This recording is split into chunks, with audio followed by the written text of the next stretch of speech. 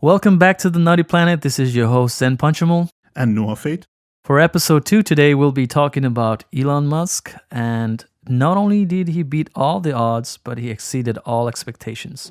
So relax and enjoy the show. 2, 1, 0. Liftoff. We have a liftoff.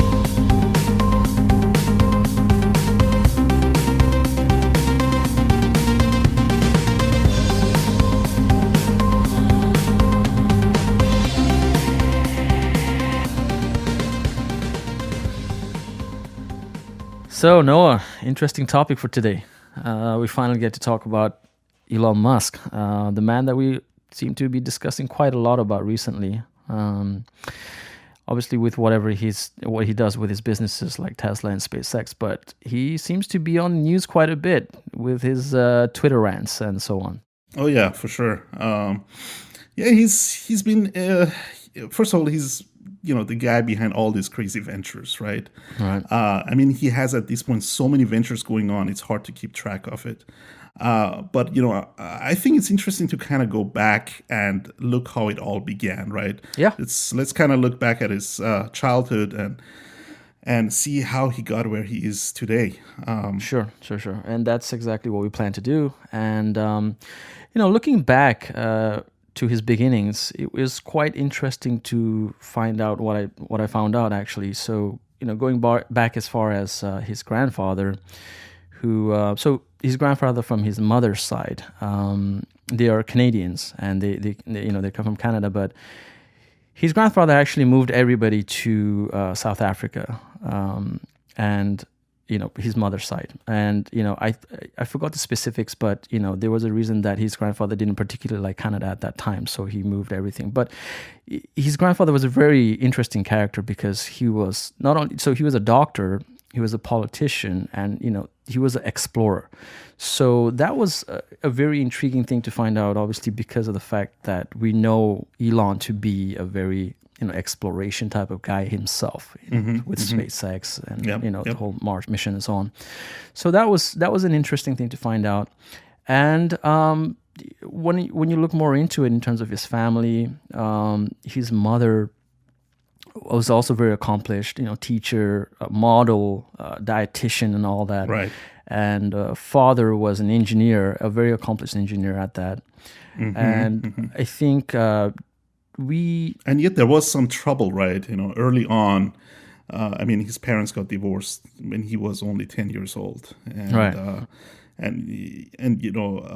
His mom moved to Canada then with his two siblings. But for some reason, Elon Musk decided to stay with his father. I believe he just didn't want to leave his father alone. He felt bad, but that is like the single biggest decision that he always regrets, right? He feels like that was definitely a big mistake to stay with his father. It seems like they never had a good relationship. And I mean, I didn't really read too much into that. I think it just became quite a big news overall as Elon became popular, that he had issues with his father. I never knew what the exact reasons were. I think his father was maybe slightly abusive. I'm not too sure. Right. But with that said, Elon did credit his father for quite a lot of the education that he got, and sort of the engineering and that sort of mentality that he got as growing up to his father. But with that said, I think his relationship with his father at this point is not.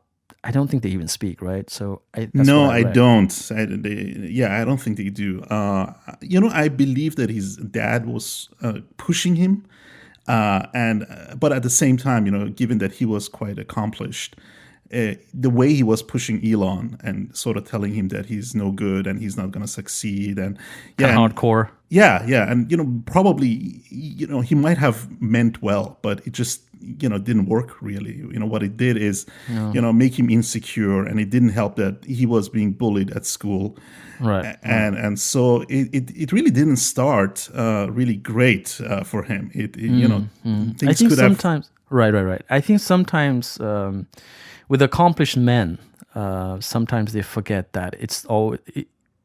They have a hard time discussing, especially to kids, I think, they have a hard time conveying their ideas and how to encourage people. And maybe there was some sort of from what I read with Elon, is that his father was a little bit of a, almost like, I don't know if I'd say dictator is the right word, but just very aggressive with his ideas and how he wanted certain things to be done. So maybe that was it. But as you said, the other things that were going on with his life at that point when he was a teenager was the whole bullying situation.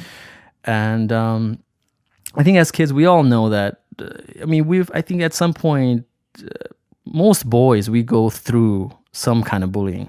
You know what I mean?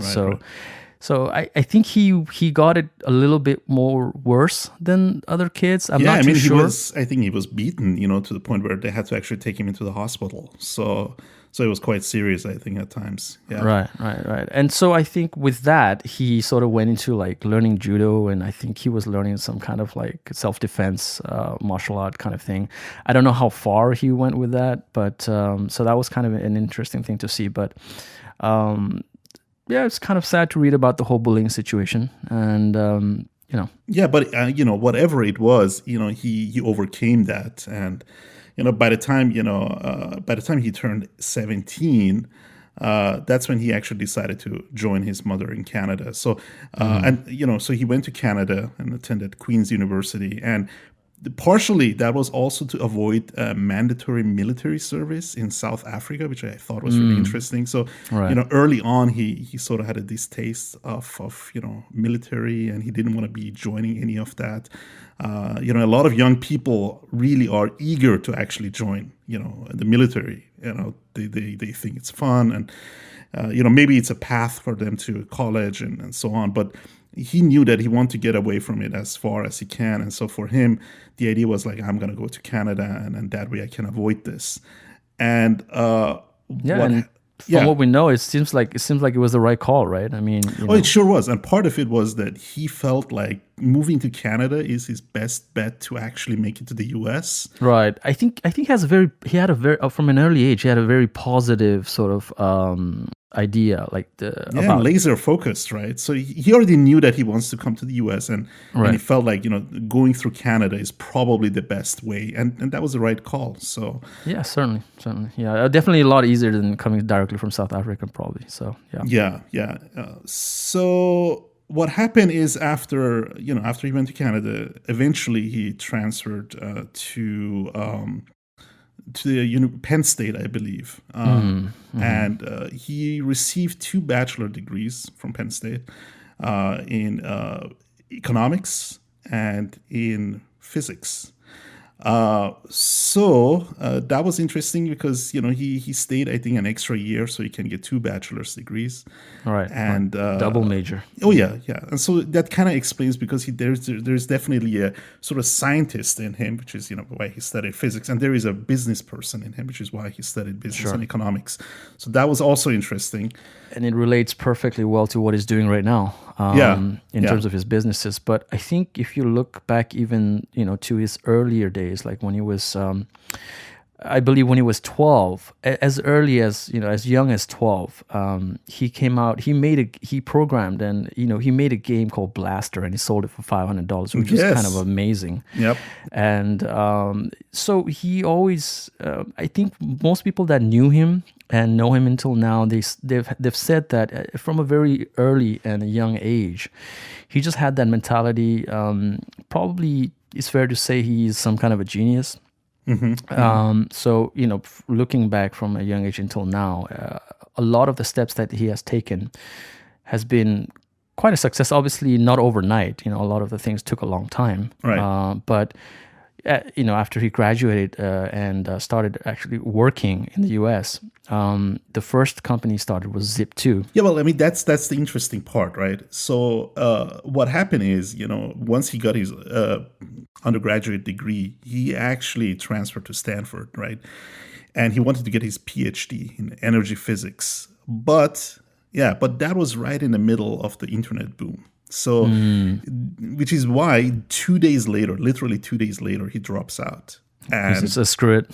Screw it. And he starts Zip2 corporation with his brother. So that was already a strike of genius. Also shows me that he was a person that would see opportunities very quickly. I mean, he really quickly realized that he can spend now years again in school, or he can get started, get a jump start, And that's probably the businessman side of his brain, right? He just kind of like thinks, oh, okay, there's an opportunity there, so why not dive right into it instead of spending so much time in college or university again? So it's really that combination of the scientist and the businessman is really what's defining him as such a successful individual. It's almost that rare mix of street smart and book smarts, right? Right. I mean, he has that, like, he knows when to dive right into something when the opportunity comes. Yeah. But going back to his brother and Zip2, which they started together. Again, if you look at his family tree, it's really interesting that most of them are quite successful.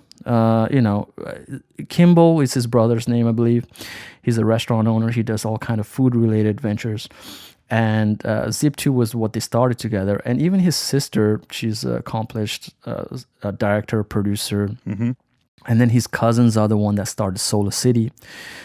So they all have some sort of ventures, and I would say that's quite rare, right? I mean, when the whole family is so successful, so exactly, it's there definitely seems to be running in the family on mostly on his mother's side, I believe. So I believe so too, because during this whole research that I did, a lot of the stuff that came up was about his mother's side, which I was kind of, and I think I was asking probably the same question as you, which is what's going on with his father's side. Right. There is not much known about that actually, about his father. Yeah, exactly. I mean, he's accomplished, and I think he's somewhat wealthy engineer in South, but he didn't achieve the kind of fame and success that seems like they achieve on his mother's side. I mean, I believe his mother is working to this day as a model. So I think she was one of the first oldest model. Like, she became a model at an older age. So that's quite rare, because as we know,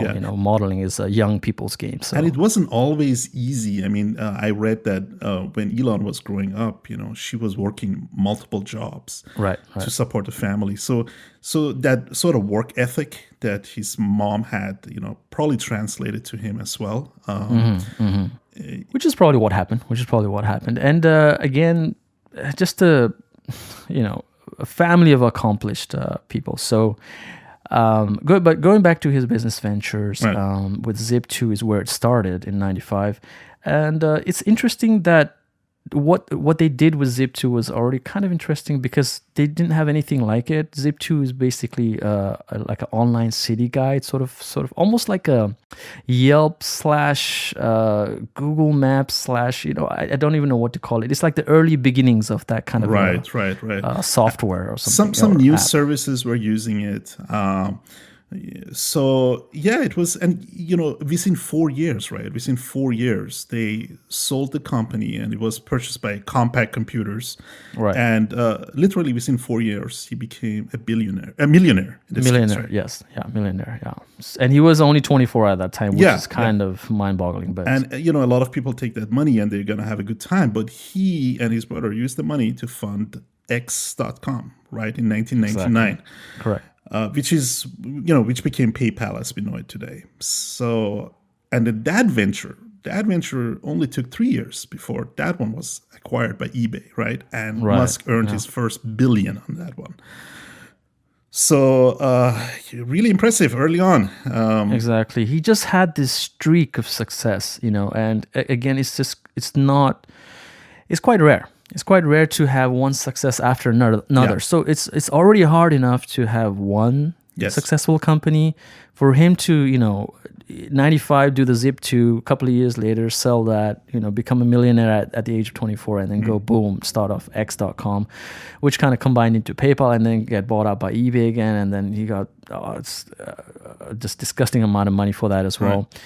And then as soon as that happened, I guess and I think he was always into space and space travel, and he always had this idea of mankind, being some sort of a interplanetary. I believe that, his early success is the reason why he was crazy enough to start two companies. When he sold X.com to eBay, he sort of said, okay, what can I do, right? What can I do next? And he wanted to solve humanity's big problems, and one of them was sustainable energy, and so that's the Tesla part. And then he wanted to make humanity, a multiplanetary species. Beings, So right. that was you talk about huge goals, right? I mean, it's incredible to have that kind of view at that age and that early on. So And it's kind of, don't you think it's a little, I'm sure he had this sort of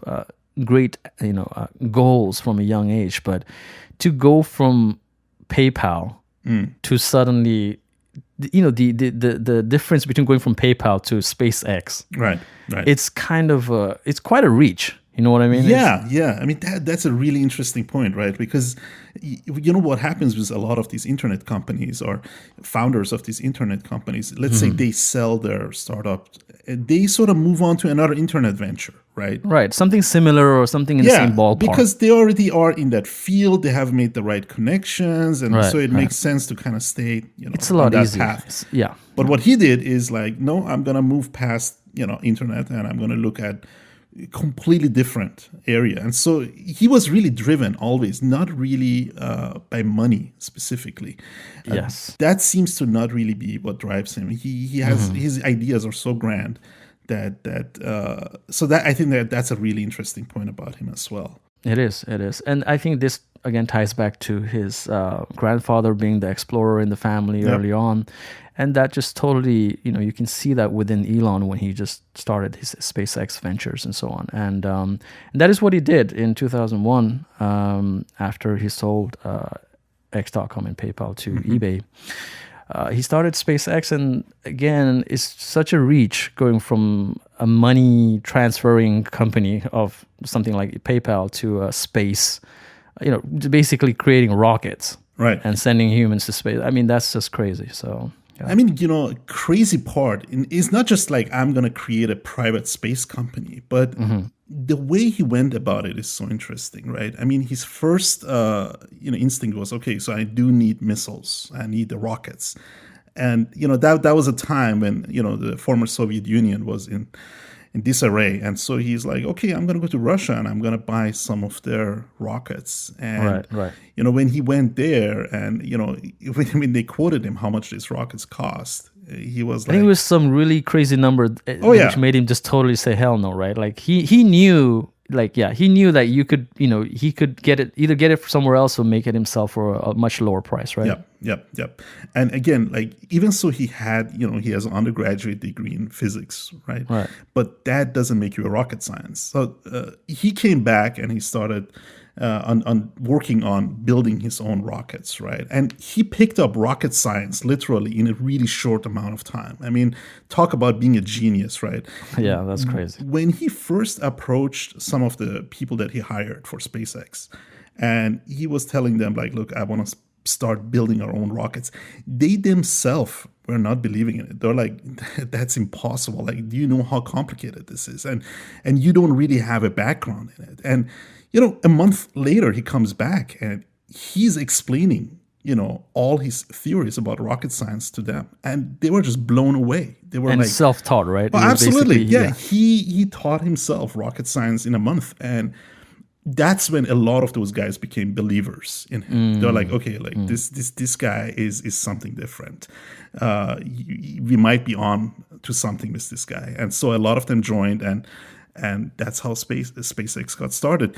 Interestingly enough, same time he's doing Tesla, right? So co-founder of Tesla in 2003, and yeah, Tesla was an interesting sort of a goal, like something very different to SpaceX, obviously. But it's, I think in the beginning, I'm not sure if you noticed that, but when Tesla first started, and with Tesla, they released the Roadster, right? Yeah, that was their first car that they ever released, and I think in the beginning, the whole idea was to create affordable electric cars. That was the goal. But obviously, Tesla being a startup, and in this economy, in this that we live in, there's Ford, there's all these big car companies, and they run the market. Yeah. And for a new player like Tesla to come in and try to, and not only come in because he wasn't going for the traditional ICE cars, the internal combustion cars, obviously. Right. That's a totally different thing, but he just wanted to do something more amazing and sustainable with electric cars. And the Roadster was more of a sports car, right? It was a very expensive, more of a high-end sports car. And it didn't, number one thing being the price. People couldn't really afford it. It started off at, I think it started off at around 80,000.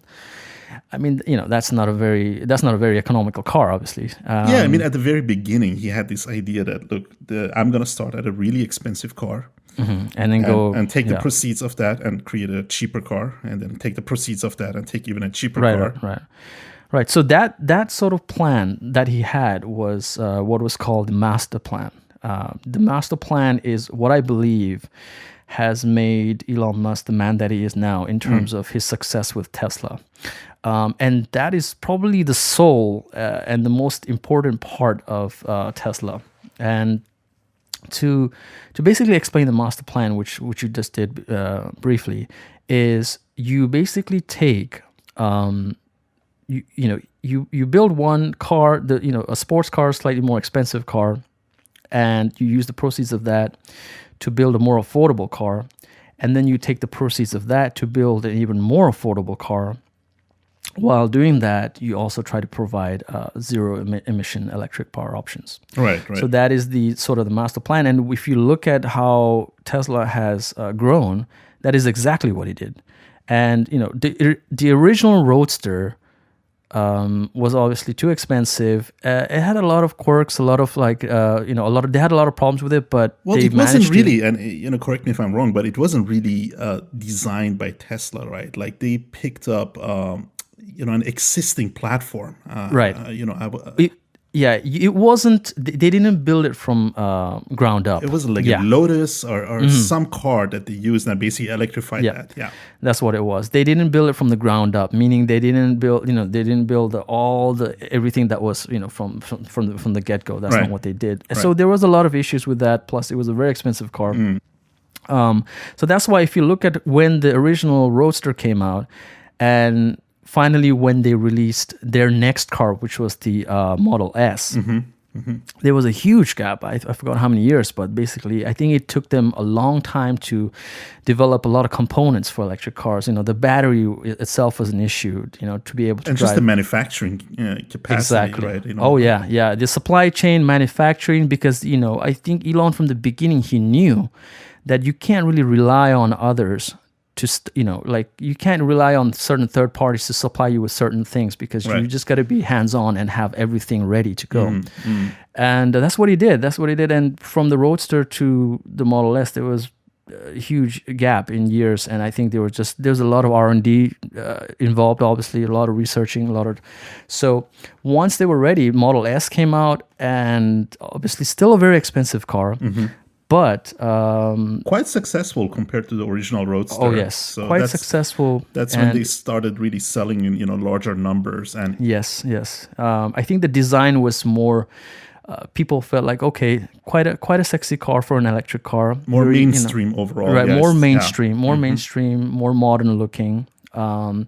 And even though the interior, for my taste anyway, the interior was a little lacking. I mean, it's a very minimalistic spare, sort right? of. But I mean, that has not really changed to this day. I mean, that's just their design philosophy at this point. Right. And to be honest, that is the only sort of one complaint that I have with most of the Tesla vehicles. But either way, I think they're very cool cars overall. But anyhow, going back to the Model S, it was quite a success. Enough. They earned enough money with that, and then they went off to make the Model X, which was obviously the SUV. Yeah. Well, and the famous Falcon doors, right? Falcon doors and everything. But as we know, they went a little bit overboard with that, right? They sure did. So a lot of issues. If you just go on YouTube and type in, that's when he really fell in love with technology, right? Like they packed it with so much complex technology that he himself at this point regrets it, and it's just like, we went overboard on that. Yeah. I mean, my my neighbor, he has a Model X, and sometimes I talk to him about it, and he tells me, "Oh man, there's just little issues all the time." So I think they just went a little bit too tech crazy there. Right. But with that said, still a very, very dope car, very cool car, SUV for it, very spacious inside, good for the family, and I think that was the target market, right, with that vehicle, and I think they wanted to cover all bases. So a nice luxury sedan with the Model S, and then the family vehicle, still luxury because it's quite an expensive vehicle, right? Model X starts at what? What are we talking? 70,000, something like that, 80,000. Which is crazy again, but I mean, not your average car, Right. But again, it's that master plan, right? So with that, they with those proceeds, with whatever they made with that, they went and built the Model 3, and amazing. What he said is going to be a true first mass market car. Right. I still don't believe that's a mass market car, but it certainly reached a much larger percentage of the population. Yes, So it's been quite a successful car. I mean, I do have to say for our listeners that you are a Model 3 owner. Yes, And, I am, and I hate to say it, but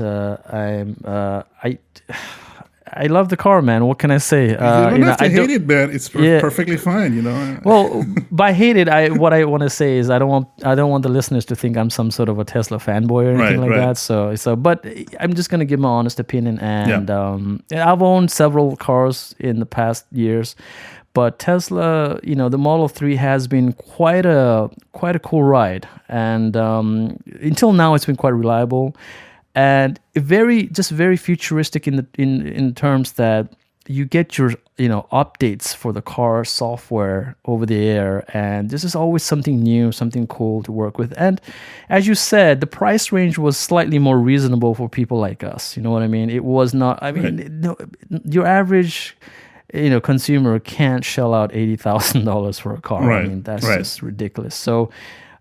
Even though it was supposed to be a $35,000 car, let's be real, by the time you add certain things and the auto driving and so on, the self-driving and so on, it comes up with tax and everything comes up to like 40 something, 50. Yeah. Well, I mean, look, we gotta talk about the autopilot, right? So, I give you a lot of heat always for that, just because I kind of feel like Elon constantly overpromises and has not really delivered on that original promise, right? Right. I mean, so the time range is an issue, right? The time, Elon gives you a sort of, like you said, overpromising in the sense that he says, we'll have full self-driving by 2021. Which if you know anything about auto drive, self-driving, the technology is that it's probably not going to happen in 2021. So, I mean, he really needs to stop doing that. I mean, it's across the board. It's not just Tesla. He does that for SpaceX. Right. Don't get me started on, the Boring Company. We'll get to that. But look, I understand he's a really ambitious guy, right? He's a dreamer and he wants things to proceed fast. But, there is reality and there is what's going on in Elon's mind. So, right.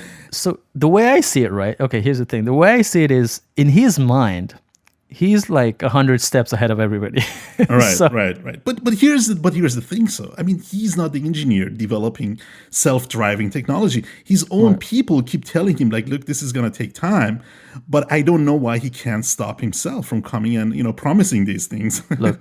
This is what I call the Steve Jobs mentality, right? It's like, I don't care what it takes. Just make it happen sort of a situation. You know what I mean? Yeah. It's like basically, he's not the actual engineer. Look, I get it. It's great that he's pushing his team, but I'm just saying, like, if I would have been one of the early buyers of Model 3, and I would have bought into this promise of self-driving cars, I would be now 3-4 years later, I would be a little bit disappointed because I'm still waiting for that. Meanwhile the car is getting older, and I'm like, well, when is this gonna come? Like, I don't need this technology to become available by the end lifetime of the car. So I just kind of feel like, look, I don't think he's doing it because he wants to harm you or anything. I just think he's a very ambitious guy. He tends to always underestimate how long these things take. It was just like 2 years ago that when he was promising that by mid 2020, basically the entire Tesla fleet will be self-driving cars and robo-taxis, and Yeah, and that's it's another. it's gonna earn money for their owners. Like Right, right, basically, right. they're just gonna send their own cars. I mean, it's great. I mean, it sounds like great science fiction, but I'm always like, here we go again. Like peak Elon, right? He's over-promising, and yeah, maybe we'll have it. Maybe 5 years down the road, maybe 10 years, but the aggressive timelines that he promises, and it's one thing, promising these things on SpaceX, because SpaceX is a private company. He can't do whatever he wants. But when it comes to a consumer oriented company like Tesla, he needs to keep that a little bit in mind. These are actual consumers buying these products. So, Right, right. and they believe what he's saying. And I'm saying, that can be a little bit misleading at times. Well, I think, like you said, he probably gets ahead of it himself. You know what I mean? Like he has all these grand plans, his grand scheme, and just like I said about the master plan, right? Once they reach that point, the whole theory, the whole idea of the building the sports car and then funding the affordable car and so on, which they're doing with Model 3, and now they have the Model Y. He actually, he showed his master plan part 2. Part 2, right? So, and part of that was the whole, having your car being able to make money for you, sort of thing. That was the idea behind it. And so when you're not using your car, instead of just staying at home, you can, once the whole auto drive thing kicks in, you can use that car to transport other people, since you're not using it anyway, and you make money from that. Obviously, the timeline and the whole idea is very aggressive, and obviously, whatever he said in terms of the timeline, that was a little crazy. And Look, yeah, I get all that, and I believe that that's really important, because Right. cars sitting in a garage or on the road for like 95% of time is not helping anybody. But my question is, like, if it reaches that point, what's the point of car ownership? Like once you have robo taxis, I mean, why would I still own a car? Like, I get it, like I can send it out for it to make money, but I mean, you know what I mean? Like, then it's a business. I'm buying a car to make money for me. You know what I mean? And a lot of people might not feel comfortable of their cars being a public being transport. used by right. Because because he never talks about that. He's like, oh yeah, everybody, all Tesla owners will be, sending their cars out. I'm like, no, dude, because a lot of people care about their cars. They don't want to put it for public usage. You by the time your car comes back, you will have all sorts of, like, people might have spilled things. Things are missing. I mean, you don't want to do that to your car. But here's another angle, though. Okay, and this is what's going on. So if you look at the trend, I mean, sure, you're right. There are some, maybe quite a lot of people that don't want their vehicles to be just going off and picking up random people and then coming back all like dirty and scratched up or whatever. Right. So I get that point. But if you look at the trend in terms of businesses like Airbnb, businesses like Uber and Lyft and so on, a lot of people are already doing that. I mean, it's slightly different in the fact that you're in the car driving people, so you're the driver, so you have a little bit more control. But either way, you're still letting a lot of random people come into your car. That is true. And, that is true. Yeah. And I there is definitely certain people that feel comfortable, just like there is people that feel comfortable renting their places out on Airbnb. Right. But it's not for everybody. Like, I would never rent out my place to anybody, because I care too much about my place. Yeah. And so exactly. So I think it's a choice. So in the end of the day, it's more of a choice. You will have your car. So let's say 10 years down the line, this all becomes possible, right?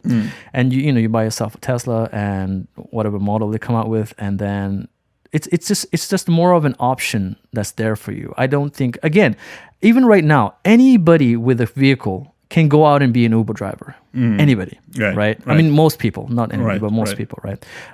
But the fact that you're not doing it, obviously that's your choice. But what I'm saying is that choice is still available to you. So I think with Tesla later on, when you have that vehicle, it's more of a choice. Like, you can do it if you want, but if you don't, okay, that's cool. I mean, yeah. I mean, I just kind of feel like to some extent that is already possible. Like, there are websites where you can literally rent your own car, whatever you own.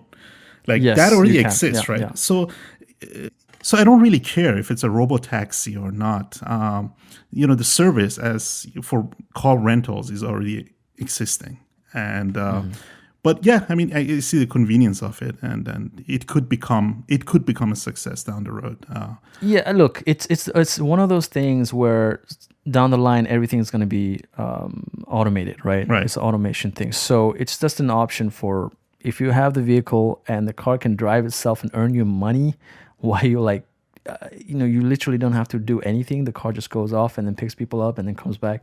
I mean, that's a good thing to have. Again, I understand, but why would Tesla still sell cars? Why wouldn't they turn into a ride-sharing company at that point? They make the cars. They can literally send their own fleet out to work as robotaxis. Why would they still sell it out and let you make money off their product? That's what I don't. They will probably do that at one point. I think it's something that what Elon was saying was that that's something that he wanted to try out, and that's his idea. But at one point, they will probably release their own fleets of robocars that will just be made specifically for competing that. competing with the Ubers and Lyfts. Right, and, Ubers and Lyfts, gotcha. and I think even if Google come out with their cars and so on. Okay, so let's shift a little bit into SpaceX now, which is his other big venture. Yeah. Biggest news obviously was recently that he sent a Dragon capsule successfully to the International Space Station. So that was a big deal because U.S. astronauts have been going up on Russian rockets since the space shuttle days, which is it's always been a race. It's always been a race, right, between the U.S. and yeah. Russia, Obviously, there was a space shuttle, which as grand as the space shuttle program was, it had fatalities, and we had Challenger, and it was not always the most reliable platform, and so. Once that program came to an end, U.S. astronauts really didn't have any other way to go to space unless they, rent space on Russian Soyuz missiles. And so there has been always this drive like, okay, we have to get U.S. astronauts back into space on U.S. Rockets. And this particular, sorry to cut you off, but this particular, this event that took place recently with the launch was... it was the first private launch. Yeah, so that is the big part. That's the big part. So for a long time, there was this idea that NASA is going to work on new missiles, and they're going to build a new platform. And what happened is the cost just kept ballooning, and the deadlines kept pushing back. And so at one point, and this idea came up, when companies like SpaceX started appearing, right? There was this idea like, what? Maybe what we need to do is we need to shift it to the private industry. And SpaceX was obviously very excited about that opportunity, and they said like, look, we will deliver this. Okay, we will build a rocket that can transfer astronauts to the space station. And so that is when really the new era of space exploration started. When NASA became sort of like the contractor. They basically handed it off, right? They handed it off to someone like SpaceX, a company like SpaceX, who is more of a private company, rather than doing it all themselves. They're basically subcontracting missile launches to private companies. Right. Instead of just doing the whole thing themselves, they subcontracted. Yeah, they contracted the launch pad, the area where you launch from. They contracted all parts and so on. So, and basically they gave their sort of expertise and sort of help also. Yeah, right? I mean, there was a close collaboration between NASA and SpaceX to build on the Falcon 9 rocket and get it to the point. And the other really interesting factor was when, and that was really done by SpaceX, is they realized very quickly that rockets are so expensive, and the only way to bring the cost down is to build a rocket that can, the first stage can actually land back on Earth, so you can reuse a rocket again and again. Now that had never happened before, right? So it was a crazy idea when SpaceX said like, oh look, we're gonna launch our missile and it's gonna come down, and not only is it gonna come down, we're gonna land in the middle of the ocean on this tiny little platform. And NASA was like, we'll talk when you can do it. And it took quite a bit of failures, but they got to that point. And so they have now a reusable missile, which brings the cost of launches like significantly down. I mean, the Russians have nothing like that, right? And that was the whole thing that Elon was trying to sort of drill into everybody's brain, was that you gotta make it reusable, right? It's gotta be the reusability factor. It's what's most important here to bring the cost down, because you can't just have one launch and then that, the millions of dollars that you spent on this machinery, this rocket, or this certain aspect of the rocket, and then you use it once and then it's done. Like that never was a feasible idea. Yeah, the from way he first would place, say it right? is like, look, you don't build a 747 for one trip, right? I mean, imagine you crash every time a 747 after it delivered its passengers. I mean, it just makes absolutely no sense. You build this really expensive machine and you just let it, either drift into space or, crash land into the ocean. Like, you don't do that. Well, we have to figure a way out to retrieve these rockets. And it's been amazing, First of all, it's mesmerizing watching this happen, in real time. Because I mean, which rocket was that? The one that lands back? yeah, that's on the Falcon pad? 9. That's the Falcon 9 rocket. I mean, that was just really amazing to see. Yeah, and yeah. to see that happen is almost like, the whole boy, sci-fi adventure, whatever you see in movies. You know what I mean? Like the whole rocket. Yeah. It gets getting called back to his home base. It just comes back and lands perfectly. Yep. That was just amazing to see. So, yeah. And the whole comparison with the 747 and regular airplanes that we use nowadays, it's a perfect comparison, because his whole idea has always been to take people up to space. And then, have that as a vehicle, a mode of transportation that can be used going back and forth, Right. obviously, right, into space and coming back, whether if we make it to Mars or whatever other planets in the future that we can make it out to. Right. But, and the whole idea was, again, reusability factor is what was the key thing there, right? So Right. I mean, it probably will never reach the amount of reuse that a plane can achieve. Like, I think the highest number that they have had now is a rocket that has flown 4 times and came back. Okay. And I think their next launch is going to be the 5th launch for the same missile. So we'll see how many times they can use the same rocket before it explodes. I think that's what they're pushing actually for. What they are doing is, they always reserve the first launch for the most expensive cargo. And, now they're working on their Starlink constellation, right?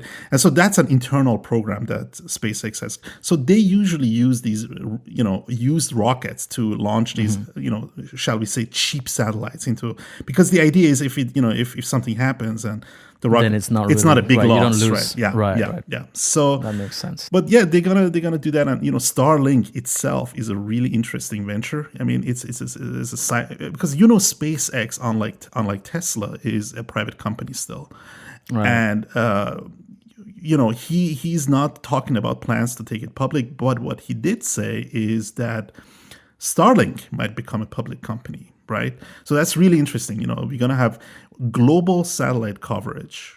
I mean, you can be in a North Pole and you will have access to internet.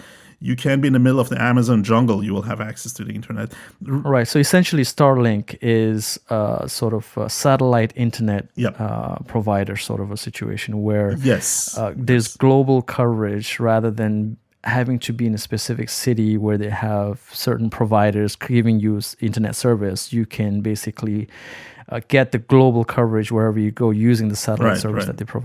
There is obviously a lot of questions about latency and reliability and like how exactly this is going to work. But given the pace that they're launching these satellites, I think he's betting really big. I mean, this could be such a big business if it all works out the way he envisions it. It could be literally billions and billions.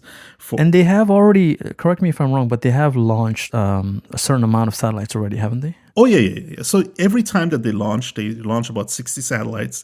Wow. So by now, I think they're probably approaching a couple of hundreds at this point. Okay. And I think there is going to be, the service is actually stated to start in 2020. So this year. Oh, wow. Yeah. It's got to be sort of like a beta phase. Are they already testing it themselves? They are testing it themselves. And what they're saying is like, we need to just, increase the number of satellites. The more satellites. So is it a bit spotty right now? It is probably spotty, and they're going to first provide it in North America. It's not going to be a global service yet. Eventually, the idea is to, I think they want to reach 12,000 satellites. And so, I'm sorry again to cut you off, but when you say something like 12,000 satellites in the sky, like covering a globe, like I imagine obviously. It's crazy. We have never had so many satellites in orbit. Yeah, that's what I mean. So will it be, maybe this is a really like a dumb question, but 12,000 satellites. So when we look up in the sky, I mean, obviously, we're probably not going to see it, right? I mean, but with that many satellites, like, what is? Well, it's funny. It's funny you mentioned it because the big issue has been astronomers have been complaining about these satellites because they want clear night skies, and Right. now there is so many of these satellites flying around. That these Starlink satellites that basically it's messing around with their observations, and Okay, so it's kind of obstructing their. yeah, their because sort they're of- very reflective, right? So they're really bright, and there's so many of them, and they're just going to continue increasing like exponentially. It's like crazy because at this point, Starlink actually is planning to. Originally, I think they wanted to have 12,000, but now they have actually applied to have 33,000 satellite. Oh man, that's crazy. So that it's also a safety issue, because if you want to go into space, there is a high chance of collision. Elon Musk says, it's perfectly safe. These satellites can avoid obstacles if they have to, and they have a lifetime, and then they will kind of come down Wow. and burn up in the atmosphere. And so, but what they're trying to do is to make them less reflective recently, just because there has been so many complaints about how bright these things are. Yeah. Yeah, I mean that's the first thing that I was sort of imagining in my mind. Like, okay, if, like I don't know, 20, 30,000 satellites in the sky. Like, I'm assuming we can't see it with the naked eye, but even so, when you have that many, I gotta look into that. I'm gonna say you probably can see oh that. wow, okay, Yeah. so that's wouldn't that be slightly annoying? Yeah, I mean, look, the night sky is never going to be the same.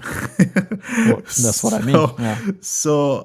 But the potential of it is there. I mean, imagine global cheap satellite for everybody. I mean, as you know, the majority of the human race still does not have access to the internet. I mean, large parts of Africa and Asia, and there's so many places that don't. Even in the U.S., the big cities are obviously wired up, but if you go outside the big cities is quite sparse. So Right. I think the sort of the upside to this, obviously, global coverage is going to be amazing. Yeah. But I think in a lot of third world countries where internet, is because you have to go through a lot of local, local logistics of getting through the red tapes and building certain structures, for like 4G, there 3G, is no 5G. infrastructure for Right. there is Exactly. absolutely no- So when you are I've spent quite a lot of time in a country like Nepal. And Nepal doesn't. I mean, they have quite a decent amount of coverage right now with like regular internet, but there's a lot of undeveloped areas in Nepal. Look, places that's like a Nepal. mountainous country. I'm sure it's really difficult to build internet infrastructure. Exactly. Yeah. So I think places like Nepal and obviously many other countries, like undeveloped countries where internet is generally just not available or it's just too expensive. This is an amazing sort of move forward. Yeah. In terms of internet coverage. So I'm quite bullish on Starlink, and let's talk about SpaceX's next big project, which is the spaceship. So this is true Elon dream, right? This is the rocket that is going to get us. This is the one where they take people up, That's the idea to take us to Mars, and we're not talking about just astronauts. We're talking about regular. The idea is, he wants us to colonize Mars, right? So his vision is that, he wants to launch 1,000 of these spaceships towards Mars to build a colony there. Okay. And each of these rockets will be carrying about 100 people. So he says, you need that sort of population to have a sustainable colony on Mars.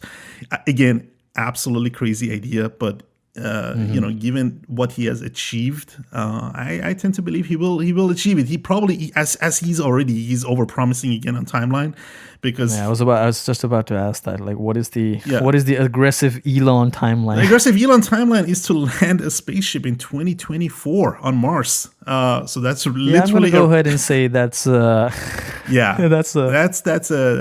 I mean, he wants to land, I believe, in 2022 already, the first spaceship on Mars unmanned. But there is the idea that maybe by 2024 he's going to make a run for it, with humans on board. I don't believe that that's possible.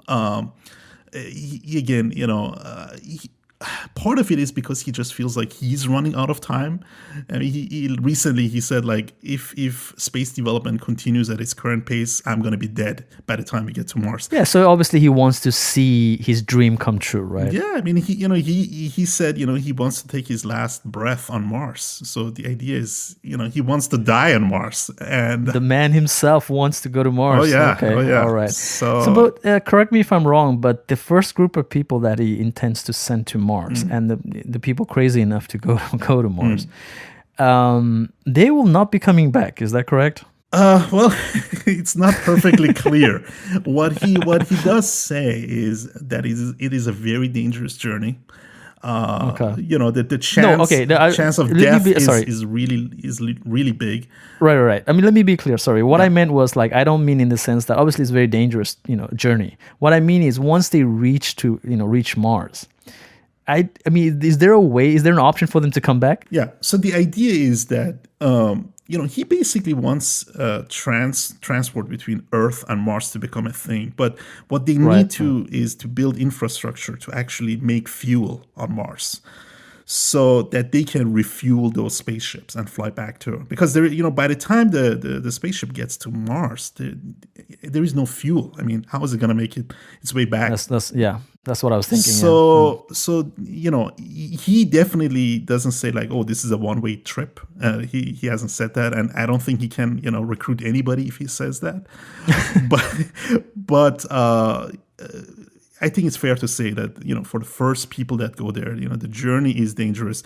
Living conditions are going to be hell. Mars is not a very pleasant place in its current form.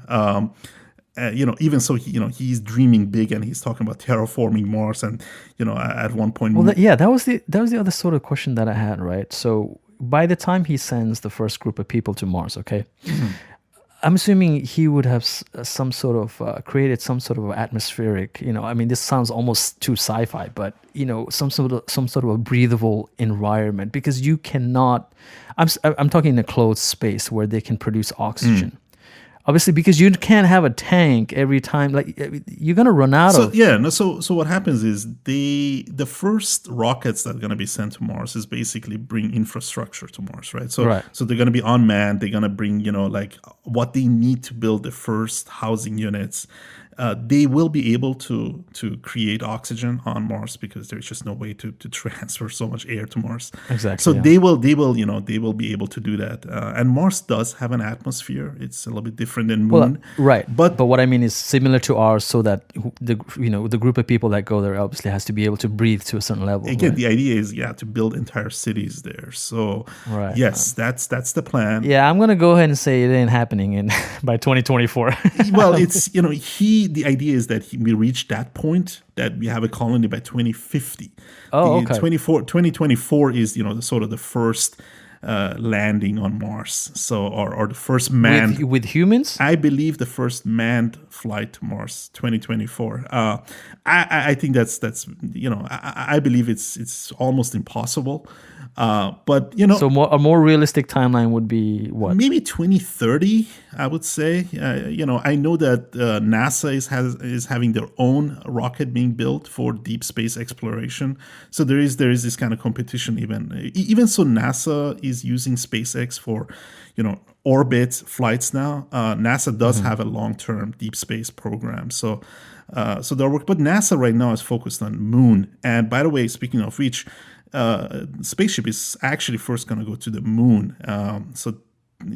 That's. Are you talking about the one that they just launched, or no? The next one? No. The spaceship is so what we have right now is Falcon 9, right? Yeah, we're talking about spaceship. That's the really it used to be called the BFR, big fucking rocket. Meanwhile, it has been renamed to spaceship. So. The idea is that will go to the Moon, and it will also take private citizens to the Moon. I think the first sort of a moon tour kind of moon tour, and there is a Japanese billionaire who has already signed up for that. Yeah, I read about that. Yeah, and that is another crazy mofo. Yeah, that guy is absolutely crazy for sure. But all the power to them. I mean, that is scheduled, I believe, for 2023. And it's supposed to last for about a week. And he has contributed quite a large amount of cash to SpaceX. Right, his private fund. Right? Private He's, funds, yeah, yes, yeah, yes. yeah. So Well, you know what I say to that, my friend. Whatever moves humankind forward, whatever moves the needle forward, I say Godspeed, because that's the amazing thing. And obviously, I don't have the money or the balls to go to space at this point. right. But these guys are the guys who, like Elon, and obviously even this Japanese. I think he's a businessman, right? Right. Even people like him who are just crazy enough to spend their own money and go up to space. Yeah, I mean, more power to them, right? Propelling humanity forward. So yeah, exactly, indeed. Exactly. So yeah, that is a cool thing. But with that said, I think Elon is not the only guy who's trying to, throw all these satellites into, private space is becoming crowded. It's almost becoming a very, what do you call it? A commodity that's sought after, right? It's something that obviously not everyone can do it. You need, obviously a lot of money and a lot of investment. Well, right now it's sort of a billionaire playground. Jeff Bezos is having a program with Blue Origin. They too have been now contracted by NASA to get their vehicle to the moon. I know that Richard Branson, another billionaire, he's working on his program. I don't think they are quite at the same level as SpaceX or Blue Origin. I think the main guys who are at it right now is SpaceX and Blue Origin, right? Those are the two. Correct. Yeah. That is correct. Yeah. Virgin Galactic, that's what it is. Yeah, Virgin Galactic is really meant more for suborbital flights.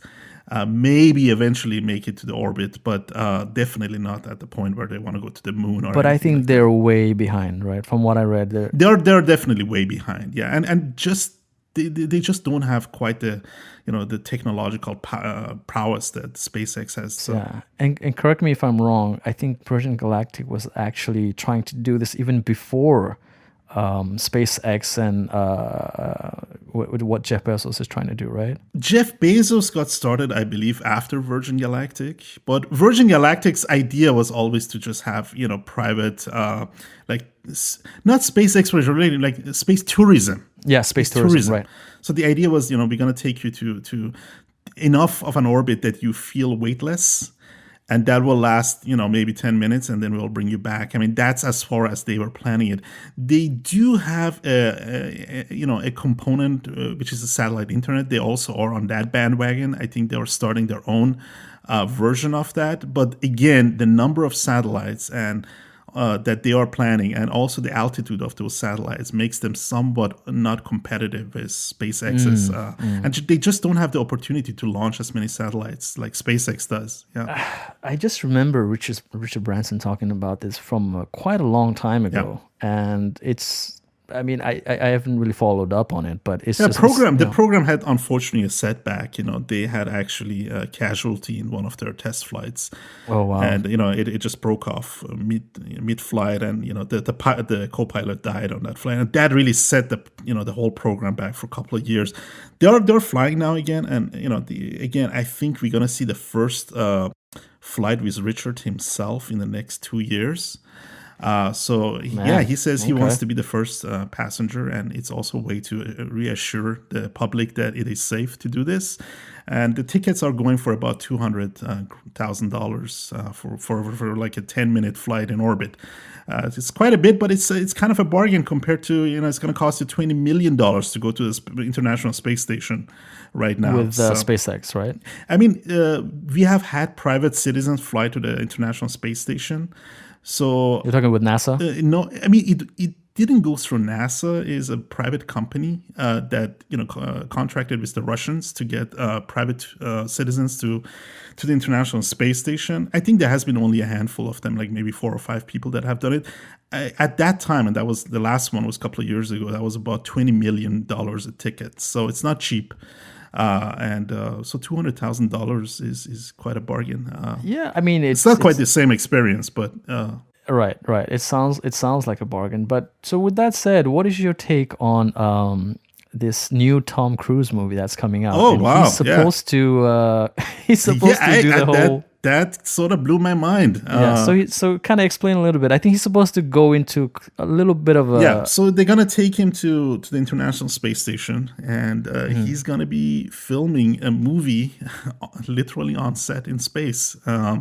Not quite sure why that has to happen, because what was that movie with Sandra Bullock? And George Clooney.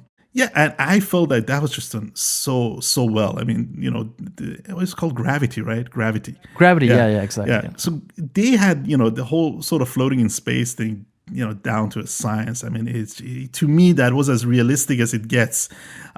So not quite sure why he has to go to space. But hey, that's going to be a big selling point of that movie. And it's Tom Cruise. So I'm sure it will be successful. Look, let's just put it this way, man. I mean, I get that, they want to do the whole, like, the scene shot in space, sort of a first time to ever do it, sort of right. Kind of a, it's almost like an ego thing. Oh, yeah, we made a great movie with this sort of, space shooting. But my point is that if the movie sucks in terms of the script and the overall experience, and it just becomes popular because of the whole space thing, I mean, come on now. I mean, is that really... Well, it is Tom Cruise after all. So, he's the guy who jumps out of planes. He does his own stunts. He's flying actual jets in Top Gun. So where can he go next? I mean, space was kind of like the next natural step for him. So I'm not surprised that he has volunteered for that part. And I like Tom Cruise. So, it should be an interesting movie. I'm supporting that. But let's... Meanwhile, still waiting to see Top Gun 2. Yeah, well, how the corona really messed up on that timeline. It sure did. So, Anyhow, let's talk quickly about some of the other of Elon's ventures quickly. Yeah, still plenty to to talk about. Yeah. But obviously, we're not gonna go too into all these other ventures. He's Let's get started with some of the companies that maybe didn't quite go as well as his other two ventures, namely a Boring Company. Boring Company, yeah. I mean, I think, look, again, I'm gonna be the Elon apologist and say that he's only one man. Okay, look, and he already has his hands this full. is not gonna fly because this is a man who is getting people into space. Okay, he cannot, make a tunnel. No, that was again one of those over-promising, Elon moments. Sleds will be, flying under the streets of LA. These Teslas go down on elevators and they get on these hyper fast sleds, and transportation problems are solved. What we got is literally a boring tunnel. Okay. Look, okay. The initial idea and the animation, the video that they showed with the, what is that? It almost looked like those futuristic bus, sort of a shuttle type of a thing where people go in and it goes down underground, right. And then it's on this sort of like electric sled kind of a thing. And then with the cars, like no matter where you are in terms of certain spaces, it just goes underground, and then they're on this like sort of skates kind of a thing too, or electronic sled kind of a thing, and it does auto drive or whatever. I mean, that idea again, it sounded excellent and it looked excellent in the presentation. Obviously, we did not get that when they. Yeah, what happened to that? Look, I asked the same question. I mean, recently, I think you saw it to know, but we saw the video for Jay Leno, right? He drove Jay Leno Cybertruck. with the Cybertruck, and it just looks nowhere near what they promised, and it is very disappointing for sure. Again, it's not finished. I hope it's not finished. Look, the only thing that Boring Company's got going right now is I think they have a contract with the Las Vegas Convention Center. Las Vegas, and I think they're trying something in the East Coast. I forgot which. That's on hold. Right now, all they have is a small loop around the Las Vegas Convention Center. So again, what happened? And Elon, really, you dropped the ball on this one. So I'm just going to call him out on that. He did. I think everybody was expecting like whatever he delivered with Tesla in terms of the cars and with SpaceX and all the success that he's had. I think because of that, we were all like, wow, I think Boring Company, the tunnel is going to be as amazing as he, obviously originally promised. But yeah, I mean, has he even explained what happened in terms of? I think they had quite a lot of difficulties in terms of trying to create that sort of the skates and the whole electric Yeah, sled. no, I mean, honestly, he has not talked much about it. He did recently say that, it occupies about 1% of his mind. Okay, well, I guess that answers that answers But why. again, don't go and promise the world that you are going to change transportation and then not deliver. I mean, when he first time showed that tunnel to the press, I mean, it was just embarrassing. It was, yeah. He had people drive through this tunnel and it was rattling and not smooth, and I was like, this can't be real. Like, what is he doing? And so again, I hope that that will lead to something. But that was one of the, I want to call it one of Musk's failures so far. Almost, would you say the presentation for the Boring Tunnel was almost as bad as the Cybertruck situation with the glass breaking? Yes, yeah, that also happened. Yeah, but having said that, I'm quite bullish on the Cybertruck. I mean, I believe they have about 600,000 pre-orders already for that, which is, well, I mean, it's $100 to put yeah. your I mean, that name doesn't on the mean list. it's actual So, yeah, sales. that but doesn't. Yeah, it doesn't mean actual sales. But with that said, I think we both had the same view, right? When it first came on stage, we were like, "Is that a finished product? Like, is this some Right. kind of a joke?" Right? Look, I still don't understand that whole all metal look of it. Look, I get it. Some people find that really appealing, and cold rolled steel, and it's really strong, and I get that. But I mean, I like my car to have a color. I don't want it to be like a mirror driving through the streets. That's just my opinion. Yeah, I hope that I hope that just like with Model S and Model 3 and everything, that they will have some color options. Yeah. From what I read, I don't think they will, but I hope they will. And but to answer your question, like, why is it all metallic? Why is it bulletproof? It's basically what when Jay Leno asked that question, is what he told him. The answer was, "It's badass." It's as simple as that. Well, it's badass and it's strong, and importantly, he's picking up stuff from SpaceX. So you might not know, but he's So he's incorporating those raw materials into so what he realized, spaceship being the biggest rocket ever built, so that one actually has a steel frame, and it's basically he realized that's the strongest material that he can get his hands on, and so at one point there was this idea, hey, you know what, why can't we use this for a car? And the Cybertruck was born. So, and I do have to say that is badass. It looks badass.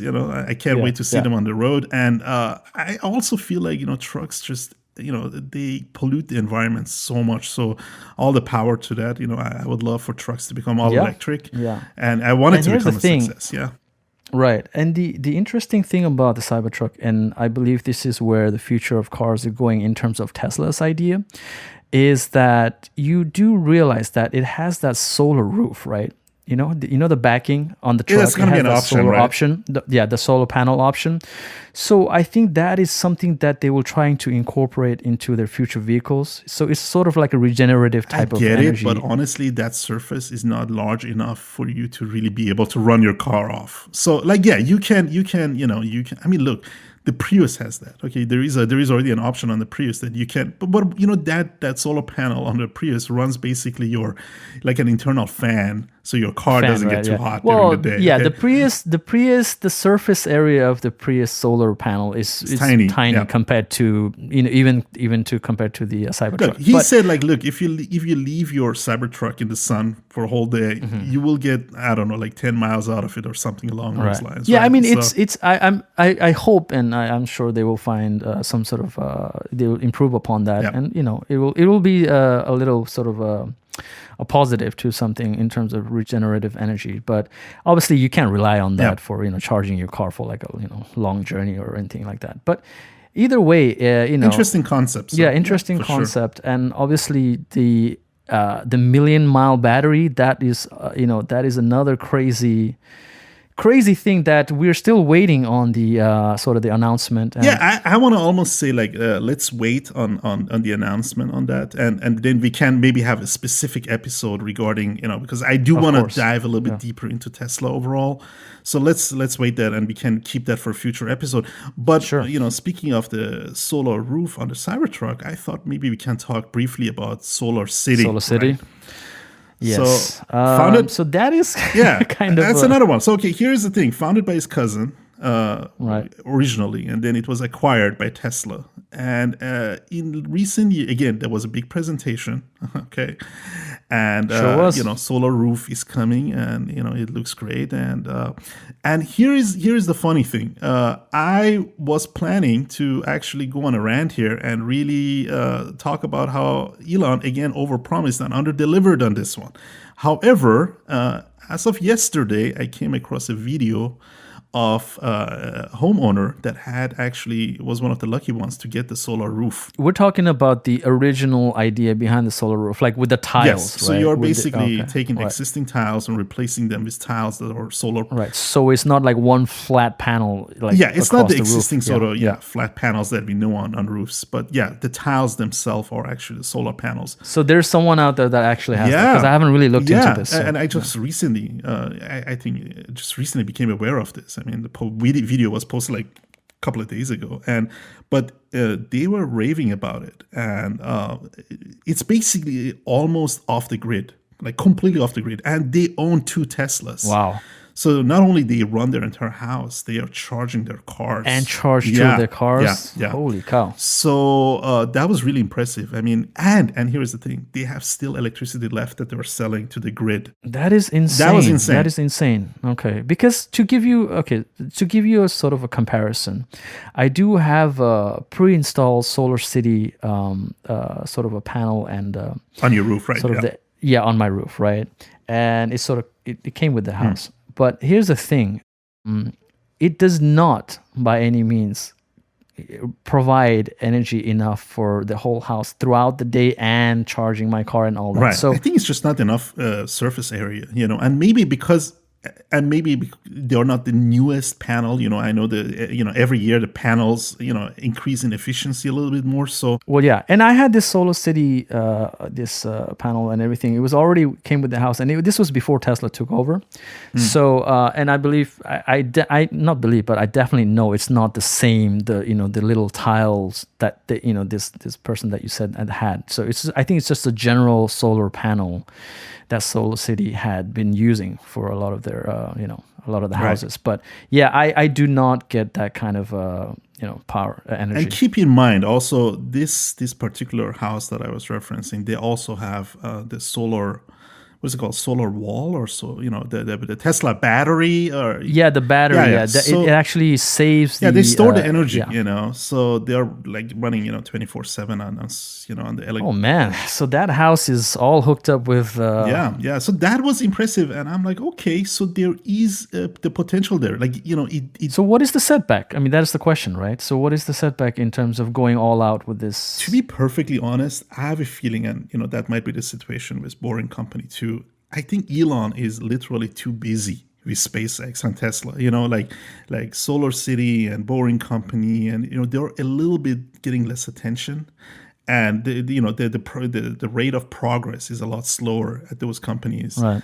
And but he has recently promised that he's gonna get a little bit more involved again with that. And so when I saw that house and I saw the owner raving about the system, I was like, okay, there is the potential obviously is there. It looks great. I mean, those solar roofs look amazing, and Look, I just hope because a lot of times when billionaire business projects, they come up with all these great ideas and so on, but it just gets put in the back burner because they're too busy doing other things. So Solar City with the whole tiles and the advancement of solar panels and so on, I think that's a great idea. And obviously again, it's renewable energy. Yep. And so on. So I hope he goes through with that. And even with the Boring Company, I mean, we live in Los Angeles, man. I mean, we do not want to deal with the traffic. So let's just hope he finds some time. Again, he's a crazy busy man. And we know that at this point, he probably doesn't even have 1% of his his energy or mindset on Boring Company or anything like that. But let's just hope. Right. As it is like how he's managing all these companies. Even running Tesla alone would be Sure. more than you can ask of a Yeah. CEO. I mean, full-time job, but he's running SpaceX, Tesla, and speaking of these other companies, I just want to briefly also touch upon Neuralink. So the other big issue for Elon has been artificial intelligence. Yeah, he loves talking about that. Well, yeah, I mean, he has Neuralink and OpenAI, He has right? Neuralink So- and he's got OpenAI. And I think I would go ahead and say that these are probably the most neglected sort of venture from his ideas that was. Yeah, it's also a little bit like, I feel, first of all, for our listeners, the idea of Neuralink, in case they don't know, the idea is that is a connection between a computer and the human brain. And So it's a surgical implant of some sort of. It's a surgical procedure where these sort of nanowires get inserted into your brain, like literally they're communicating with your neurons. Again, originally the way Elon said it, like the only way, like he saw the pace of artificial intelligence picking up so much steam that he was saying like we're gonna lose to artificial intelligence in the near future. Right. We're gonna be overrun by artificial intelligence. And the only way for us to keep pace is to build a link between our brain and artificial intelligence. And so the idea of neural link was born, right? So he's assuming that humankind can only reach to a certain level, and to be able to keep up with artificial intelligence is to sort of combine the two, right? So that we get. I mean, he always says that the computers obviously are very fast. And even the way we work with computers, he calls it the input output. Like we use rudimentary systems like a mouse or keyboard to type information, and he finds that just being really, really slow, right? And it would make so much more sense to have a direct connection to a computer. Again, really far out. Total like sci-fi Johnny Mnemonic. Absolutely. It's like Matrix stuff, right? Sort of like situation, literally, you're gonna have like something inserted in the back of your head, and the idea is again, personally, I believe that will take a long time. But however, I do support the research on it because. If anything, it will create a better interface for people that are paralyzed, perhaps. Right. So there is obviously already chips that so they can control these robotic arms and legs, and So if we have a better interface that can accelerate that, that's I'm all for it. And this research, I believe, really is gonna help with that. And so but the idea that we have this sort of perfect synergy with the computer, I mean, we are decades away from that, and I read quite a bit on AI, and I just AI is moving on really fast. Even so, we are far from artificial general intelligence, which is we obviously have AI that can beat us at chess and Go and video games and all that, but isn't the idea behind this also because of the fact that Elon feels there's a certain surmounting amount of danger from AI itself, obviously outpacing human intelligence and overrunning everything in the near future. So obviously he wants us to keep pace with that, right? So that is the sort of idea behind it also. But again, his aggressive timeline in terms of like when this is going to happen, as recent as I don't know, a few weeks ago, a month ago, he talked about this. He was saying like we're gonna reach this stage where we can implement a chip like as soon as when I forgot the exact date, but he was just saying something ridiculous timeline again. Look, the first chip, again, I think he said 2020 we're gonna have the first chip implanted. But here's the thing: I mean, he himself does know that these are very small steps to what he wants to achieve, okay? Right, the overall achievement of it. And, recently we haven't heard much about Neuralink. I believe, at one point next year, perhaps there is going to be a first human trial. But, don't expect too much. I mean, we are talking about something very simple as like the person can move a robotic arm, maybe a little bit more finely than existing solutions. But as far as like I'm having direct communication with artificial intelligence and computer, like we're literally decades away, and it doesn't matter how many billions he's going to pour into that company. The basic. I mean, the technology is not The just basic not there, right? science and technology is not there. I mean, we still don't have a good understanding of the human brain and how it works. We don't understand what creates consciousness, which is, the field of AI is having a big issue with that, because we can obviously create very narrow artificial intelligence, but we cannot build a general artificial intelligence, something that is self-aware, can reason, can understand its environment. Right, basically to the level of human beings being self-aware Yeah. and being able to do certain things. Yeah. I mean, I think, and obviously with the, does that somehow link up to, Tesla with the whole auto drive thing? Oh yeah, totally. Like, I think that kind of goes hand in hand. And here's the thing. I understand that Elon obviously has a good understanding of artificial intelligence, because also he's involved with OpenAI, and because Tesla is doing so much research into it. But I think he's just being a little bit too optimistic on the pace of things, which is why we don't have robotaxis yet. It's not quite there yet. Is that Elon over promising aggressive timeline again? Yeah. So okay, let's briefly at the end touch upon some of less stellar moments of Elon. Yeah, look, it's with all the things that we've said about Elon so far, obviously very successful. We admire him, very successful, very smart, a genius in his own Absolutely. right. I mean, I would personally put him in the ranks of our modern day Einstein level. Obviously not Einstein. More like Edison. Edison. Yeah, let me make it clear. I'm not saying he's Einstein, okay? I'm just saying for our generation, I don't think we will ever see someone, if we Yeah, I think this is, every generation, I believe, gets one or two of these people, right? So sometimes none, but or sometimes none. But every generation has, they're either they're the Galileos or they're Einsteins or they're Edisons, and our generation had, we had, the Steve Jobs and, Elon now being obviously the biggest of them all.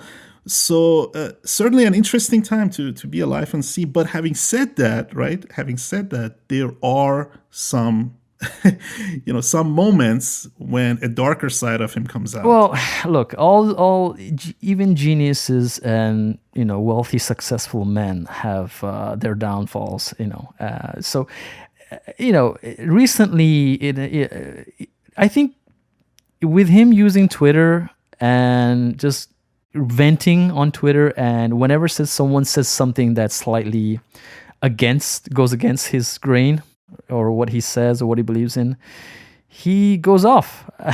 So I don't know what to say to that. Look, we had an episode on coronavirus, just our last episode. So it's a serious subject that is going on, and it is getting again more and more serious. However, when it started affecting Tesla and his production, and sort of it came at the same time that he wanted a big start for Model Y.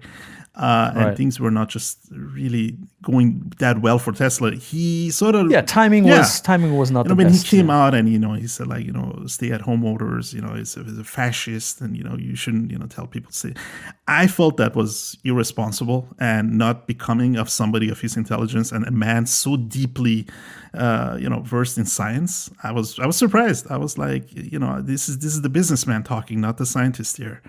That kind of took me by surprise too when he came out and said all that, because for all the things he's trying to do for humanity, it just came out of the left field. I was like, okay, then how does I don't know. It was kind of very, very surprising. And obviously, like you said, I think it's more of from the business aspect, I understand it. Okay, it's very frustrating that you spend so much time developing, and putting a lot of money and time into a certain project like Model Y, which is supposed to be even more successful than the Model 3, because in America, crossover vehicles, are probably the number one bought vehicles. So I think he had high hopes for that. But unfortunately, just like and again, he's not the only one that was affected by the coronavirus. Obviously, we're all affected, and all other many big businesses and companies are also affected. So, but for him to come out and say that, yes, you're definitely right. It was quite irresponsible of him to say that. So, yeah. Yeah. And the other episode, that happened, I don't know, maybe about 2 years ago, is that whole pedo guy episode, right? So oh my God, that was bad. Yeah, so let's, I think we should kind of explain a little bit, if people have kind of forgotten or don't remember. But so, a couple of students, they went on some sort of a trip and they were stuck in this cave, and it was flooded, and they were stuck inside the cave, and there was no way for them to come out. And after search party was sent and so on, there's a group of divers and everybody was sent, and obviously there was a whole big media thing around it. Everybody was trying to figure out, okay, how are we going to get these kids out of the cave? So yeah. And I believe Elon was contacted. I don't know who contacted No, him. I don't even believe that he was contacted. I think he just came out. And it was just the inventor in him. He was kind of like, got it. You know what? We can probably build a device or a vehicle to bring these kids out. And so they started building this mini sub, right? And the idea was like, we're going to put these kids in these mini subs and kind of right. But so the thing was I believe the passageways into the cave were very narrow, and it was very difficult even for professional divers to go in, because obviously they have their breathing tanks and so on and everything. So it was a little bit difficult for them to go in, and the difficulty part was not just that, but it was for them to be able to go in and bring each people out.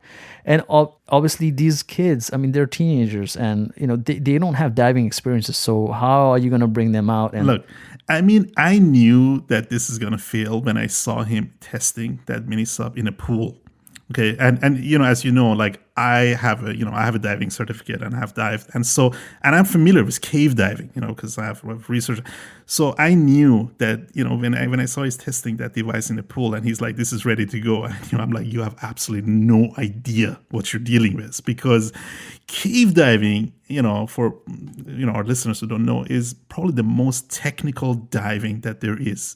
The most professional divers have lost their lives doing it. It is because it only takes a split second when you're underneath. Look, there is just so much sediment, and first of all, the passages are so narrow. There's so much sediment. A small movement makes the whole water just like you cannot see anything in front of you. Okay, so like there is actually a way that you have to swim when you're doing diving in a cave, so that you don't bring up the sediment, so that the water stays somewhat clear. And he wants to go in there with a sub, and I was like, that is crazy. And so when he actually went to Thailand, those professional cave divers who have been doing this for years, some of them are working for the Navy, and they were just kind of shaking their head. I'm like, you're out of your mind. And they managed to bring these kids safely out, all they of did, them. Yeah. And but that's when the sort of the kerfuffle happened, right? Yeah, that's when the divers. Somebody asked one of these divers, "So, what did you think about Elon Musk's?" And he said, like, "Look, this was a ridiculous idea, and I believe he did it mostly for PR reasons." And boy, that did not sit well with Elon's ego. And he went off, and he started calling that driver a pedophile. And, he got sued for that. And yeah, it was one of those moments when I was like, again, Elon, take it easy. You are venturing into something that you know very little about. There are professional people who are doing this job. And when they are telling you this is not going to work, you cannot just stick to your idea. It just didn't work. That's why they didn't use it. It wouldn't have worked. So. I believe that's the inner Tony Stark in him. Yeah, He thinks he basically can solve anything with his intelligence and his.